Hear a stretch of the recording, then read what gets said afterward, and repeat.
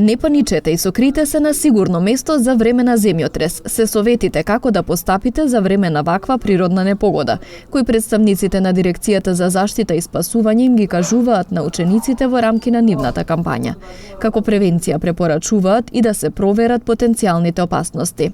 Започнуваме со превентивниот дел, односно ги едуцираме децата и нормално и сите граѓани, целото население, на почеток да не се ги поставуваат своите кревети на покрај стаклени површини, да се убаво добро да бидат заштрафени сите полици, да нема ништо над главата покрај креветите.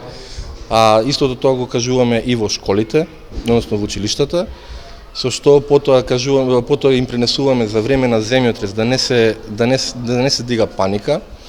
Ги едуцираме децата заедно со наставниците и професорите при потрес, при случувањето на самиот земјотрес, да се наведнат, да се скријат под маса, нормално тоа да биде цврста маса, да не биде некоја стаклена. Со едната рака да ја задржат главата, односно да се заштитат виталните органи, а со другата да ја држат масата, за да не дојде до самото движење на масата и да не се случи некоја повреда која што би значила фатална.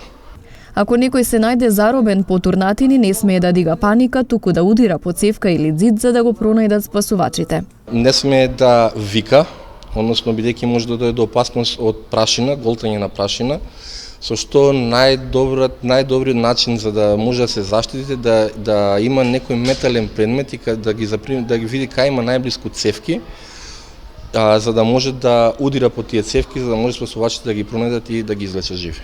Ученици од 2 училишта во Тетово денес се едуцираа за намалување на ризиците од земјотреси, а вакви предавања се одржуваат во населените места каде има поголем ризик од вакви непогоди, според препораката на Институтот за земјотресно инженерство и инженерска сеизмологија.